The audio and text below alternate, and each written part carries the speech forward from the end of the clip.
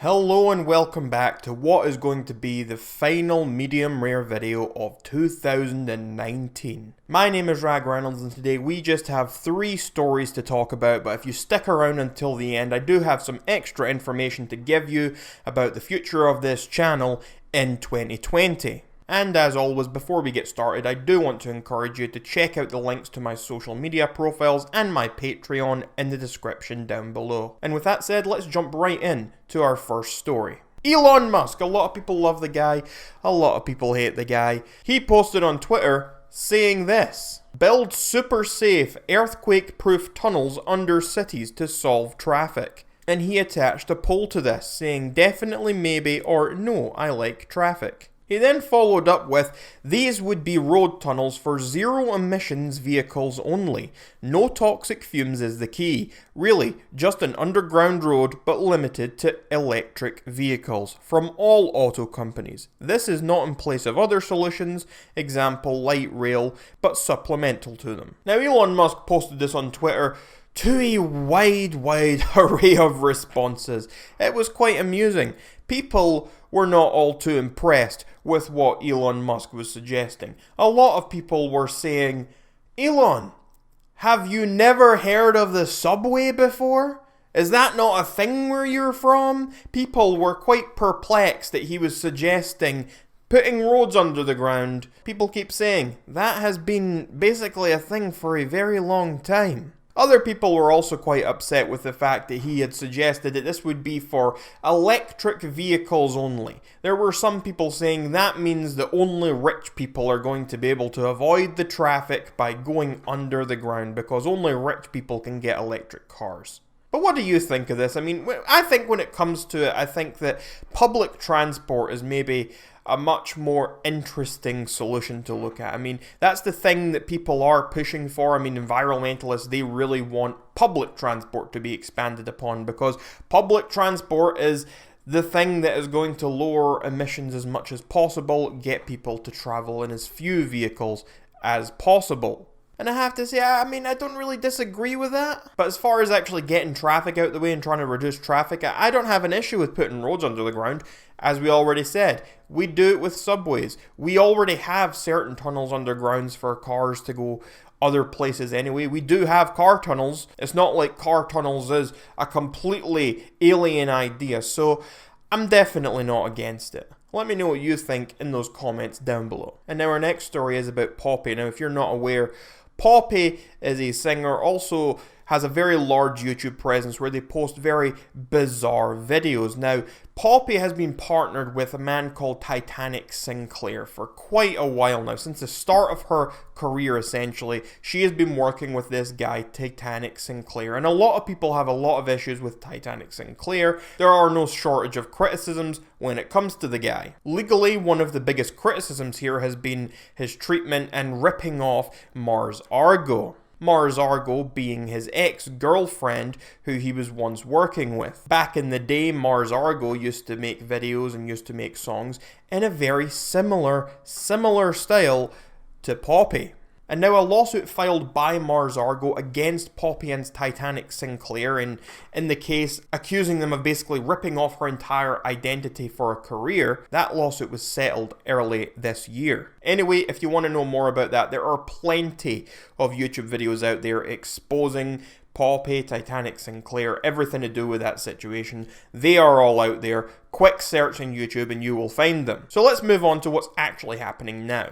Poppy posted on her Twitter a few days ago saying, "To whom it may concern. I grappled with the thought of making this statement, but I decided to do it to set the record straight. As some of you may know, my former creative partner and I have parted ways. This was a long time coming, but this is a person whom I defended in the past because I thought he was just misunderstood. The reason I'm making this statement is due to the amount of misinformation online about me and my character, and I owe it to myself to clear a few things up. I met this person at a young age and things were seemingly good for a while until echoes from his past were too loud to ignore. I was never an accomplice to this person's past actions like some believe. I was a person who suffered similar wrongdoings as one of his former partners brought to light. This person glamorizes suicide and has used it many times in the past to manipulate me, and the last time I finally had enough.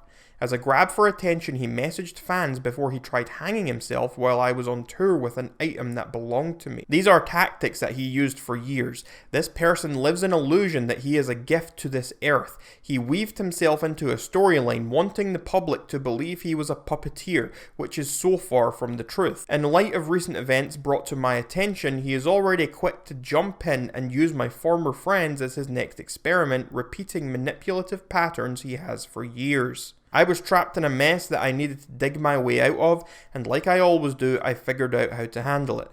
I encourage those of you who feel trapped in a situation, whether it be similar to my previous one or not, to take the first step, because that is the most difficult one. This is not a request for sympathy, and I am not a weak victim, but this is me setting the record straight. I am happier than I have ever been, and I am excited to move forward.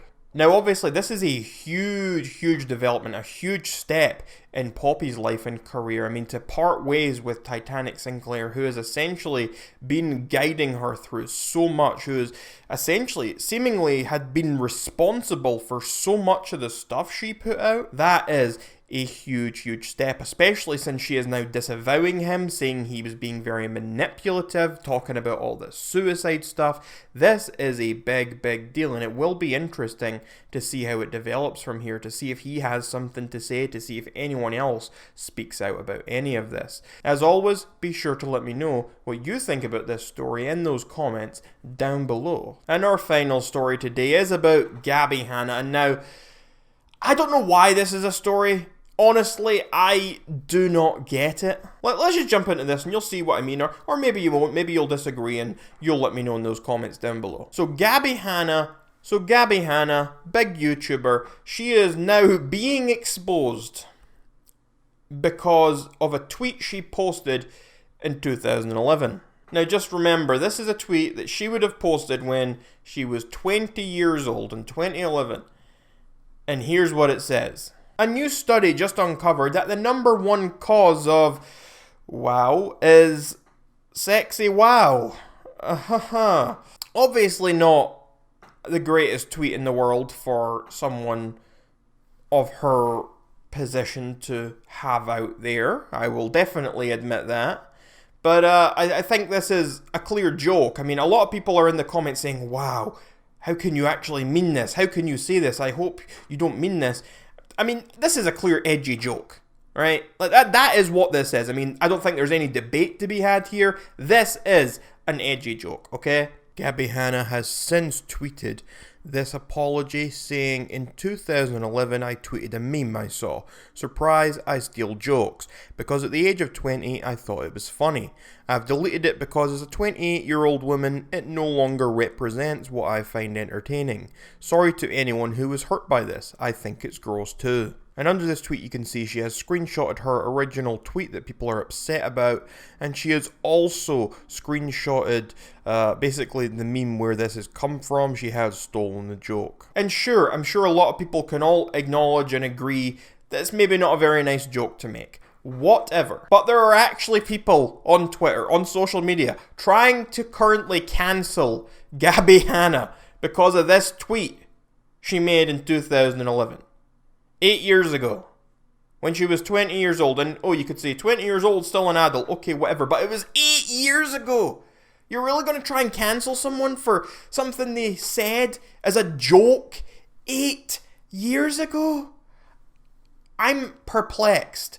It's not a great look for her brand, no. But it's a joke from 8 years ago. I don't understand the outrage here. I don't understand why people are so upset. It's not like she just posted it this morning. That would be different. I mean, even then, a lot of people, I'm sure, would argue it's a joke. Not a good look for her. But personally, I don't see why people are trying to cancel her. For a joke, an edgy joke from 8 years ago. Maybe you disagree. If you disagree, please let me know in those comments down below. I would love to hear some other opinions on this, because personally, it perplexes me that anyone's trying to cancel her over this. I mean, I'm sure there's a million other things you could try and cancel Gabbie Hanna for. I've made a couple of videos about those other situations already. But to try and cancel her over an 8-year-old joke tweet, I mean, that's just, to me, I don't get it. Not I'm not on board with it, honestly. And now that was our final story of 2019, and now before I end this video, I do want to give a big thanks to everyone who has subscribed to and supported this channel this year, especially those of you who have helped out on Patreon. My videos are often demonetized, so it is nice to get a little bit of support on Patreon. I started this channel almost midway through the year, and honestly, I didn't know what to expect. I had been running another YouTube channel, a comedy channel, for a very long time. I'd been running that for years, and my channel here, this medium rare channel, has hit a much larger number of subscribers in a matter of months compared to what my other channel ever hit in years, and that really means a lot to me. So I do truly thank everyone for subscribing, for watching these videos, and for checking out my links in the description down below. Now, as far as what 2020 is going to hold, that's what I want to talk about now. Basically, I'm going to try and upload a bit more regularly. I'm going to try and stick to some sort of schedule. At this point, I have been very irregular, let's say. 1 week I might post 2 videos, 1 week I might post 5 videos, 1 week I might post no videos. What I want to try and do is I want to try and schedule in certain days, and I'm going to try and post videos. So what I'm currently thinking is that Monday, Wednesdays and Fridays will be the days that I post videos on Medium Rare. Ideally, Monday and Friday will both be videos like this one, where I cover 3 or 4 different news stories in the one video. And then on the Wednesday, what I'm hoping to do is do maybe some sort of single topic video. Maybe the video will be a bit shorter, maybe it'll be a bit longer, maybe it'll be a deep dive. I don't know, but I'm planning on doing some sort of singular video in the middle of the week. I mean, maybe if I've got a bit more news, I'll make another 3 or 4 piece news video in the middle of the week. But I would like to maybe go back to what I used to do in the earlier days of this channel months and months ago when I first started out, and just talk about a single subject, or do a little bit of a deep dive into a subject rather than talking about so many different subjects at once. Aside from that, I've recently just started up a Twitch stream, which I do suggest you check out in the description down below, twitch.tv/mediumrarerag. I am doing some regular gaming live streams over there. It's quite a chill place to come hang out. And hey, just the other day,